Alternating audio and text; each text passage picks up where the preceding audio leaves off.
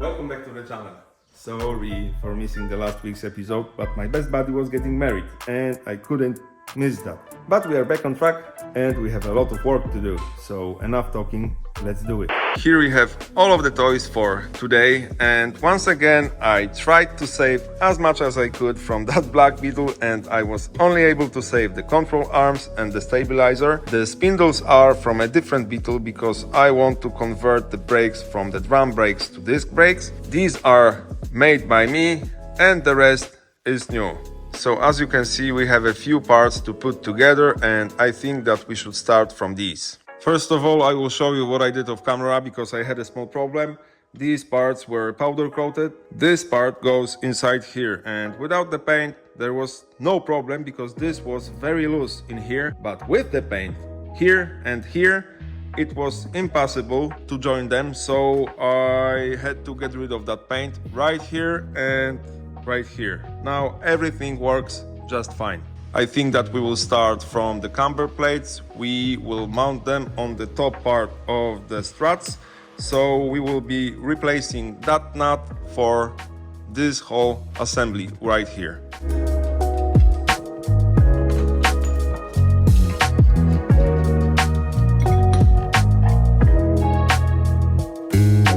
Look at that, guys.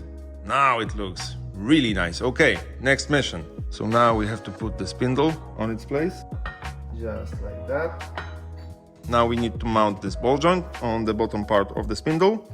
We will secure it with 3 bolts and those locking tabs. I'm not sure how to mount them, but I think that we will figure it out somehow. So locking tab on the ball. Ball should go here. Yes. Oh.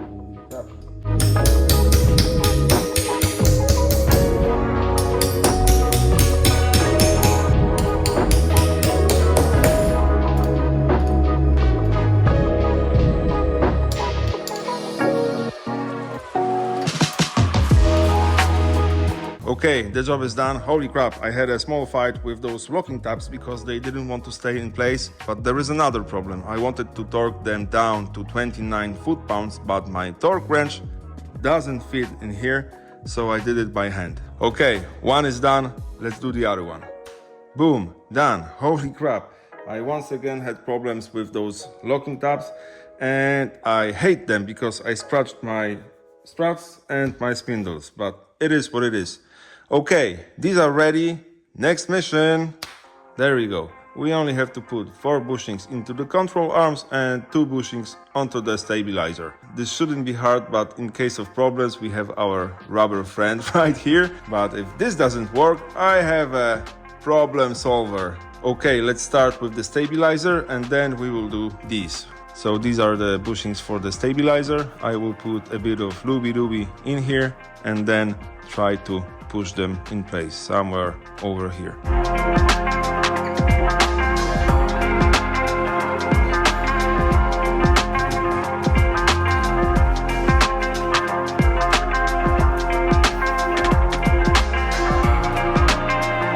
I think that the red polyurethane bushings that we used on the rear suspension of our bug were a lot softer than that.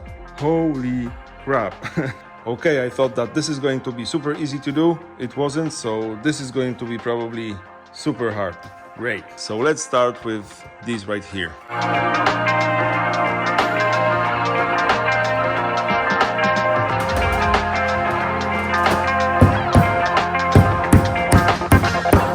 I think that this is going to be the hardest part. And it wasn't. Holy crap. That was funny. Okay, and now these funny looking bushings. I think that we will have a problem here because I forgot to mask it, and as you can see, it's powder coated. So yeah, let's do it.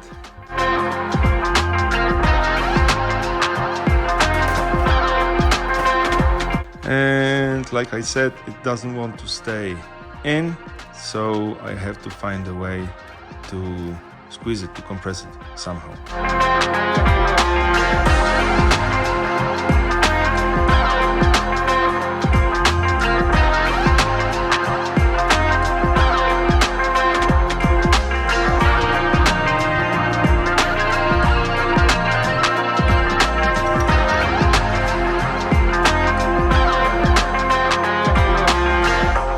didn't want to put these together on the workbench. I thought that we will do it over there, but we got it. So now let's do the other side. That's better. Okay guys, I can't wait any longer. Let's mount it to the chassis. Okay guys, I checked it and unfortunately it's impossible to put that whole assembly in one piece, so I had to take it apart and we will have to mount it piece by piece. At first I thought that we are going to mount the stabilizer first using these brackets. It looks exactly like that. Here we have the place where it sits and two holes for the bolts. So I wanted to mount that first and then to put the control arms in place. So this part right here goes over here, but no, when this is mounted it's impossible to put that in here. So I think that we will start from the control arms, we will hammer them in, secure them with the bolts and then slide the stabilizer on its place and mount it here. So let's do that.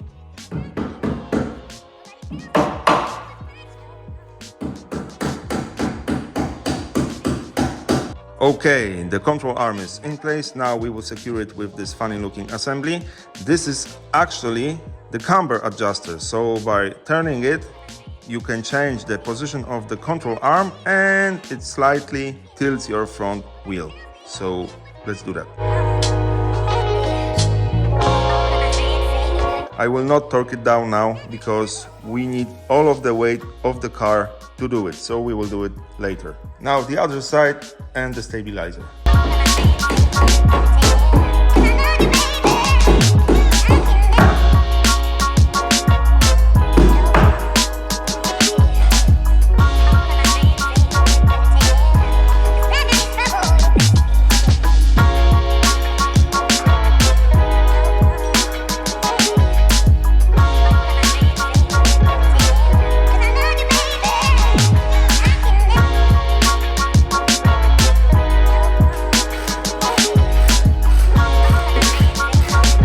Okay, we got it, and that was the correct way to put all of that onto the chassis. And once again, I didn't torque any of that because we need the whole car on the ground, so we will do that later.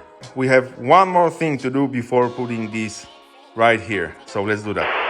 These are the tie rods, and that mission is super simple because we only have to join them together right here using those nuts. But before doing that, we have to keep in mind two things. First of all, we need those locking nuts on the outside, so exactly as they are right now. And we need the same amount of the threads on both sides. Mine are all the way in, so that's good.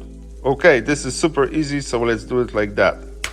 That was fast. Okay, back to the chassis. And guys, this is the part where the whole chassis will change a lot. So let's do it. The plan here is very simple. We will finally mount the struts, then we will secure it with that strut brace and we will mount the tie rods.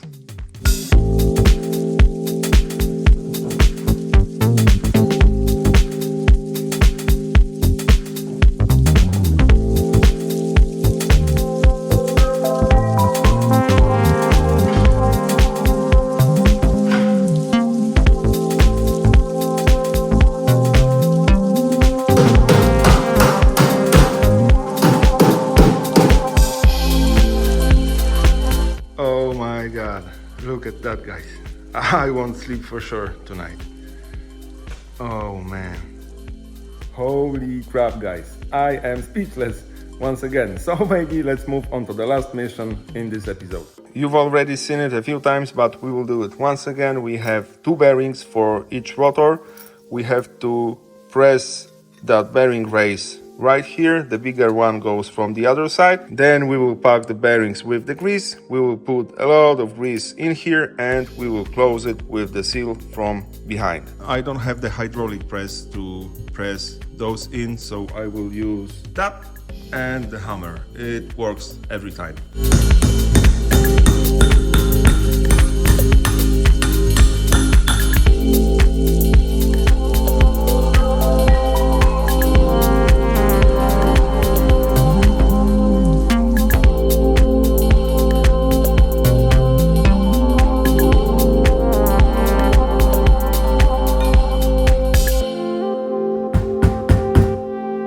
Okay, this bearing is packed as well. This is ready to install, so now I will quickly do the other side and we will mount them. Okay guys, final round. Let's put a bit of that grease right here because we want that bearing to slide in without any problems.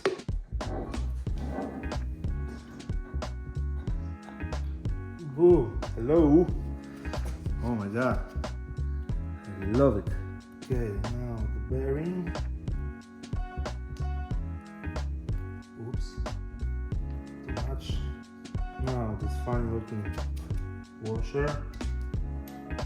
The last piece that locks everything in place.